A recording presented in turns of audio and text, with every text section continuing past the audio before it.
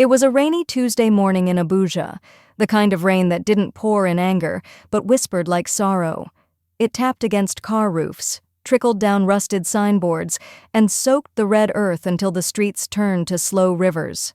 Gray clouds sagged over the city like heavy blankets. Winds howled softly through narrow alleys. Vendors huddled under makeshift umbrellas, their goods wrapped in plastic. People rushed by in faded coats and broken umbrellas, not out of urgency, but habit. Nobody looked up. Nobody paused. In Abuja, rain or not, life must move. But under a leaking zinc shelter near Wu's market, forgotten by the city's rhythm, a woman sat still. So still, you'd think she was carved into the concrete. Her name was Elena. Her clothes were soaked, clinging to her skin like second sorrow, her feet bare, her wrapper dirty. Rainwater slid from the rusted zinc roof and dripped beside her like a ticking clock. Tied to her back, wrapped in a thin, faded Ankara cloth that had once been colorful, was her baby, David, 6 months old, burning with fever. His head rested against her shoulder, his breath shallow. Every few seconds, he let out a weak cry, a sound that pierced the heart, like a broken bird too tired to fly.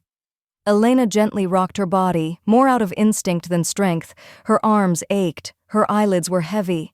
But she wouldn't sleep, not here, not while David burned up like a candle with no wax left. She whispered to him, soft, desperate things. "Stay with me, my son. Just a little more. Mommy's here, you hear?" But David didn't respond. Her stomach growled, loud enough to be heard. But she ignored it.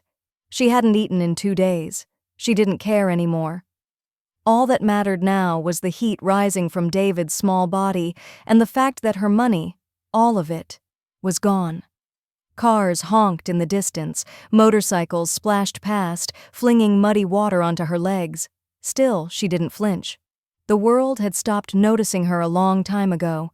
A teenage boy walked past and stared for a moment, then shook his head. "Another one," he muttered. "They just multiply every day." Elena didn't even look up. She had heard worse. Sometimes they said she was faking. Sometimes they said she borrowed the baby to beg. Sometimes they said nothing at all, which hurt even more. But today was different, because David's breathing had changed. His body was hotter than usual, and deep inside Elena's heart, a fear was growing. A fear that this might be the day she watches her child slip away, not in a hospital, not in a warm bed, but under a zinc roof, soaked and invisible. Elena hadn't eaten in 2 days. Her last real meal was a cold, leftover wrap of akara, shared with 2 other women beneath a footbridge. It hadn't filled her stomach. It had only reminded her how long hunger can stretch before the body starts giving up. David, her baby, hadn't tasted milk in nearly 30 hours. His lips were dry, his cry had lost its voice. It had become a soft wheeze, the kind that terrifies mothers the most. Not loud enough to attract help, not quiet enough to mean he's sleeping, just weakening. Elena didn't shout, didn't chase cars, didn't run to windows at red lights like others did.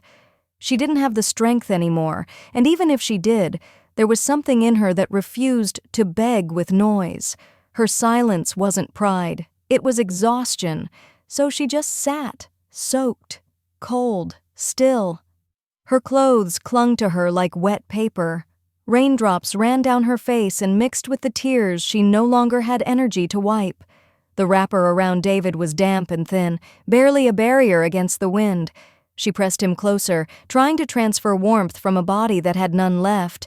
Her lips trembled as she whispered, "Hold on, my son, just a little more." It wasn't even a promise. It was a prayer she repeated not for David, but for herself. People walked past like clock hands, constant, mechanical, unfeeling. Some glanced with pity, others looked away like shame was contagious. They saw the baby, the mother, the wet ground, and in their minds, it was just another sad Abuja morning. A woman in a blue jeel slowed her steps. She fumbled in her purse and dropped a crumpled 50 naira note on the floor, didn't speak, didn't make eye contact, just walked on like tossing crumbs to a bird. Moments later, a tall man in a suit passed by. He didn't stop, but he shook his head and muttered under his breath, loud enough for Elena to hear, "Another actress. They even rent babies now to pull heartstrings." Elena heard him. Of course she did. But she didn't flinch. She had run out of reactions weeks ago. Only her eyes moved, blinking once, twice, then turning back to the small, hot body pressed to her chest. David let out a faint cry. A cry that sounded more like a sigh, and that was when something in her began to crack. Because she knew, if nothing happened today, if no help came today, she might lose him, and the world would keep walking. That morning, a black Mercedes G-Wagon crept to a slow stop across the street from Wu's market. Its engine purred softly beneath the rain, barely louder than the world outside. Inside the vehicle sat Mr. Yemi Olanrewaju, suit sharp, beard trimmed, presence commanding, one of Nigeria's most powerful tech CEOs, a man used to speed, numbers, and calculated risk. This morning, he was headed for the biggest pitch of his year, a multi-million-dollar partnership with 2 European investors flying in just to meet him. His assistant had called twice already. Then a text. "Sir, we need to leave. They're already at the Hilton." But Yemi didn't reply. His attention wasn't on the deal. It was across the street. Through the foggy glass of the window, he saw her, a woman, sitting still in the rain, baby tied to her back, soaked, small, unmoving, but something about her. He leaned forward. She wasn't shouting, wasn't chasing cars, wasn't holding a plastic bowl or knocking on windows. She just sat, bent, silent. He watched the way she clutched the baby, like she was protecting the last thing in her life that hadn't been taken. His hand moved slowly to the window switch. He rolled it down halfway. The sound of the outside world rushed in, rain falling, tires hissing. And then he heard it, the baby's cry. Not a scream, not a tantrum, but a weak, tired whimper, like the sound of a child too sick to cry louder. That sound didn't just reach Yemi's ears. It stabbed his chest. He blinked. Once, twice. Memories. A woman in the rain, holding a baby wrapped in faded cloth. Crouched outside a church in Agege, his mother. It had been over 3 decades. But the picture, the cold, the silence, the look in her eyes had never left him. His jaw tightened. "Stop the car," he said quietly. "Sir?" The driver glanced through the mirror. "Park. Now." There was hesitation. A billionaire in a suit stepping into the market slum during rainfall didn't exactly make sense, but the driver didn't argue. He pulled to the side. Yemi opened the door. Rain met him instantly. Soft, cold needles against his face. His polished shoes splashed into muddy water, soaking his hemline. Still? He walked, one step after the other, eyes locked on her. Elena didn't see him at first. She was still whispering to David, trying to calm the shivering baby with promises her heart couldn't back. Then, a shadow. A tall figure, blocking the rain. She looked up, her heart skipped. She blinked hard. Was this a hallucination? Number that face. She'd seen it on a billboard before. Or was it a TV ad? He looked expensive, but not arrogant. His eyes. They were serious, but warm. Almost sad. He knelt beside her, not minding the water pooling beneath his knees. "What's your name?" he asked, voice low but steady. "Elena," she said, barely audible. He looked at the baby, his brow furrowed. "What's wrong with him?" "He has fever," she whispered. "No medicine, no milk." Her voice cracked on the last word. Yemi turned slightly, called back toward the car. "Call doctor." "Philip, tell him we're bringing in a baby. Fever, possible dehydration, urgent." The driver nodded and pulled out his phone. Elena blinked up at him, unsure if she'd heard right. "Sir, why are you doing this?" Yemi paused. He didn't want to say too much. Didn't want to make it about himself, but the truth slipped out, soft and sharp. "You remind me of someone." He glanced at the baby again. "My mother. When I was a baby, we were just like this. No money, no shelter, only her, and rain." His eyes met hers. "I didn't forget where I came from, and I can't walk away from this." Elena couldn't speak. Her lips parted slightly, but no sound came out. Her mind was moving, but her body had gone still, frozen not by the rain anymore, but by disbelief. He reached out his hand, steady and sure, and helped her into the car. She hesitated at first, not because she didn't want help, but because her world had never made room for miracles. But this moment felt different. She stepped in. Inside was warmth, soft leather seats, no puddles, no noise, just quiet hums from the engine and the faint smell of aftershave, cashmere, and money. She sat stiffly, like someone who had entered a palace uninvited. Her wrapper dripped onto the floor mat. She didn't want to touch anything. She didn't belong here. She knew it.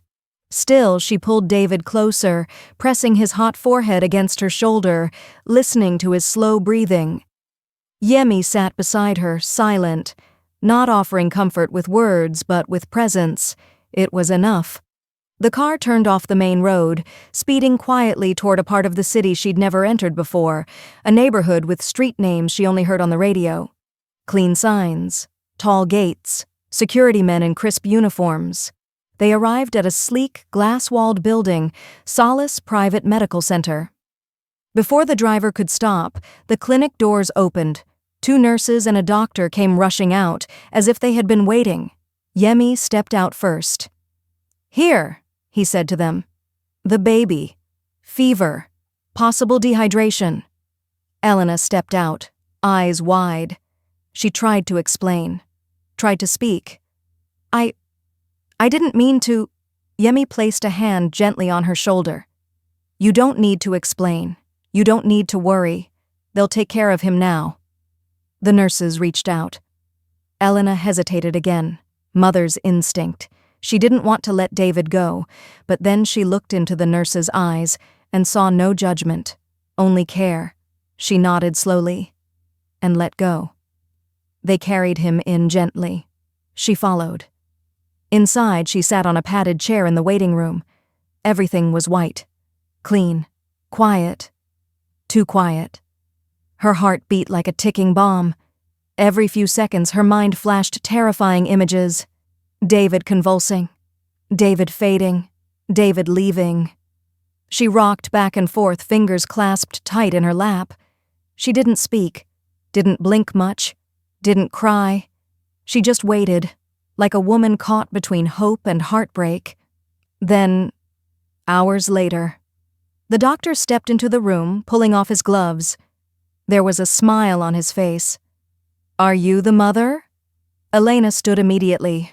Her knees wobbled. "Yes," she whispered. The doctor nodded kindly. "He's stable now. It was dehydration and fever, but we've handled it. He's resting. He'll be fine." Elena's legs gave way. She dropped to the chair, then covered her face, and for the first time in what felt like years, she cried. Not the quiet, careful tears of the street, but real body-shaking sobs, tears of relief, tears of survival, tears of finally being heard. The doctor placed a gentle hand on her shoulder. "You can go see him soon," he said softly. "He's strong, like you." That night, Yemi booked her a hotel room not far from the clinic. A modest but beautiful place, clean, safe, warm, a fresh towel, hot food, a blanket that smelled like lavender, a baby cot brought in just for David. Elena stood in the middle of the room holding her child, now cooler, breathing easier, and just stared. She looked at the bed, at the meal tray, at the quiet TV flickering gently in the background, and she asked aloud, "God, is this real?" She touched her forehead, then David's, then her cheek, as if to confirm she hadn't died and gone somewhere else. That night she couldn't sleep, even after feeding David, even after bathing. She sat by the window, looking out at the lights in the distance. "God, thank you," she whispered again and again, but part of her still didn't believe it was over, because for people like her, help never came and stayed. But what she didn't know was that this was just the beginning. The next morning, sunlight streamed through the thin beige curtains of the hotel room. It wasn't raining anymore. The city outside buzzed with its usual energy, cars honking, buses groaning, vendors calling. But inside Elena's room, there was silence. A calm she hadn't felt in years. David was fast asleep in the crib the hotel staff had provided. His skin was no longer hot. His lips looked fuller, his breathing soft and steady. Elena stood by the window, still in the same clothes the staff had washed and returned. She didn't have much, but today she had peace, and she didn't know what to do with it. Then, a gentle knock on the door. She turned, opened it slowly. Yemi stood there, holding a brown envelope in one hand and a quiet smile on his face. "Good morning," he said. She stepped aside to let him in. He walked in, looked around briefly, then handed her the envelope. "What's this?" Elena asked, brows furrowed. "Open it," he replied. She hesitated, then slowly peeled back the flap. Inside were several documents, neatly arranged and stamped. "A lease," Yemi explained, "for a shop space, in Garki. Good foot traffic, secure." Elena's hands trembled as she flipped through the papers. Then she saw something else inside. A bank slip. 1 million naira. Her fingers froze. Her eyes darted up. "Sir," she whispered, I don't understand." "I did my homework," Yemi said gently. "You were once a tailor, in Nyanya." Elena nodded slowly, stunned. "Yes, I used to sew uniforms, Sunday dresses, even wedding gowns sometimes." Her voice cracked. "I lost everything in a fire last year. It was overnight, my shop, my machine, my fabrics, gone, just like that." She looked away, as if ashamed to admit how much it still hurt. Yemi stepped closer. "Not anymore." She turned back to him. "I've also arranged for a nanny, someone to help you with David while you recover your strength. And I'm assigning a trainer. She's a retired fashion teacher. She'll brush you up on everything. You'll be back in control. This time, stronger. This time, no fire will take what's yours." Elena stood frozen.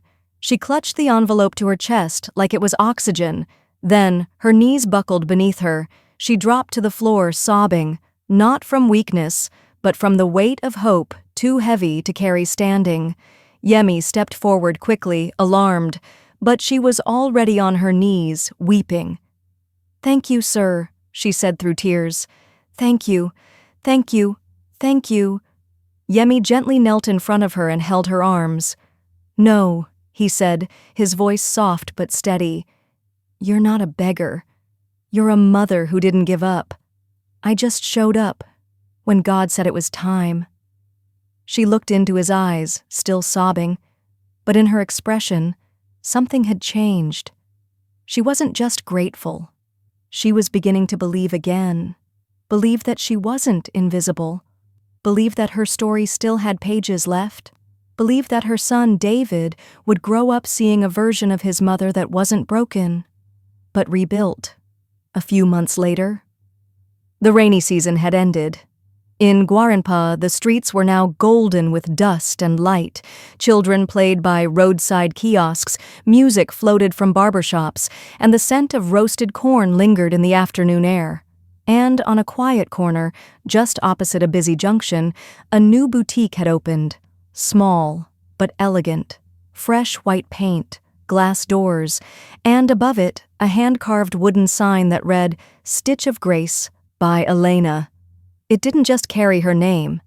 It carried her story. Inside, sunlight spilled through wide windows onto neatly arranged mannequins dressed in vibrant fabrics. Rows of Ankara, lace, and polished cotton lined the walls like art.